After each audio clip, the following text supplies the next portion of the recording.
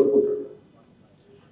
వెళ్తే ఒక మారుమూల మనుషులకి పెద్దంత ఎవరు మామూలు మనుషులు ఉండలేని చోట ఎక్కడో మామూలు పాడుబడిపోయిన బిల్డింగ్లో ఉంటుంది ప్లేస్.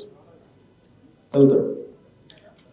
వెళ్తే ఇక్కడ ఒకలాంటి జంతువు వాసన వస్తూ ఉంటుంది. మనుషులు ఉండే వాసన నివాసంలో అనిపించింది.